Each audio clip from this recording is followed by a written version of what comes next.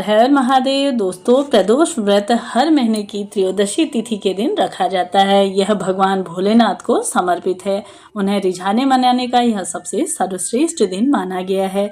इस दिन व्रत रखने से, महादेव और माता पार्वती का पूजन करने से साधक को उत्तम फलों की प्राप्ति होती है। इसके साथ ही साथ प्रदोष व्रत का संतान की उत्पत्ति के लिए या साथ ही निरोगी काया और साथ ही जो भी आपकी हारी बीमारी संपूर्ण दुख तकलीफ हैं उसे दूर करने के लिए अपने जीवन काल में एक बार तो अवश्य से ही प्रदोष का व्रत आपको धारण करना चाहिए। पहले हम बात कर लेते हैं कि अश्विन माह के कृष्ण पक्ष की त्रयोदशी तिथि कब प्रारंभ हो रही है। तो यह 29 सितंबर को शाम को 4:47 से शुरू होगी। वहीं इसकी तिथि समाप्त होगी अगले दिन 30 सितंबर को शाम को 4:06 में त्रयोदशी तिथि समाप्त होगी। इसी के साथ जैसा कि संपूर्ण नियम और उदया तिथि के अनुसार 29 सितंबर को दिन रविवार के दिन त्रयोदशी का व्रत रखा जाएगा।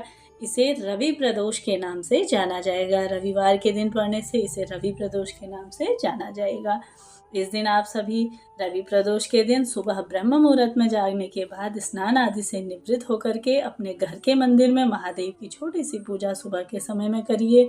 व्रत का संकल्प लीजिए और साथ ही साथ आप सभी को, जैसा कि रविवार का दिन है, तो आप सभी को सूर्य देव को अर्घ देने के बाद आप सभी को उनका ओम सूर्याय नमः इस तरह से सरल से मंत्रों का जाप करते हुए, जैसा कि माना जाता है कि रवि प्रदोष के व्रत करने वालों को समस्त प्रकार के रोगों से मुक्ति मिलती है और शारीरिक कष्टों को भी यह दूर करता है। तो रविवार के दिन अवश्य से ही आपको यह व्रत धारण करना है। संतान के सुख के लिए रवि प्रदोष व्रत अत्यंत ही महत्वपूर्ण है। साथ ही सूर्य देव की पूजा इस दिन अवश्य से ही करनी चाहिए।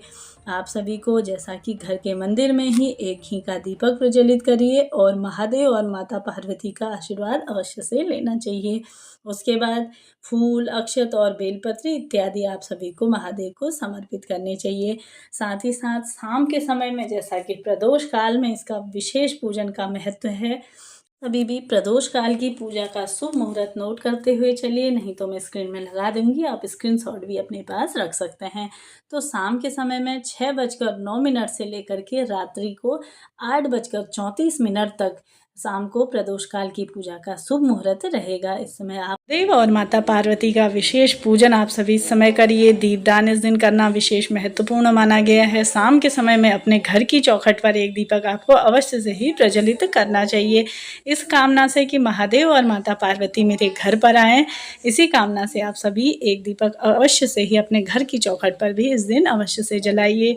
साथ ही साथ अपने घर के मंदिर में और साथ ही महादेव की जो आसपास मंदिर है वहाँ जाकर आप पूजन अवश्य से ही कर सकते हैं। नहीं तो सरल सी पूजा आप अपने घर पर ही प्रदोष काल के समय में कर सकते हैं, क्योंकि माना जाता है कि त्रयोदशी तिथि महादेव के आशीर्वाद पाने के लिए सबसे सर्वश्रेष्ठ दिन माना गया है। जो भी हारी बीमारी परेशानी है, कुछ क्षण महादेव के पास बैठकर आप या तो सरल से मंत्र, जैसा कि महामृत्युंजय मंत्र का जाप करते हैं, या ओम नमः शिवाय सरल से मंत्र का आप जाप कर लीजिए। साथ ही साथ कथा इस दिन रवि प्रदोष की अवश्य से ही आपको सुननी चाहिए। मेरे चैनल पे आप सभी के लिए कथाएं डाल दी जाएंगी। प्रतिदिन मेरे चैनल पे आपके लिए कथाएं डाली जा रही हैं, उन्हें सुनिए और अपनी पूजा पाठ को सफल बनाइए। मिलते हैं नेक्स्ट वीडियो में, तब तक के लिए हर हर महादेव।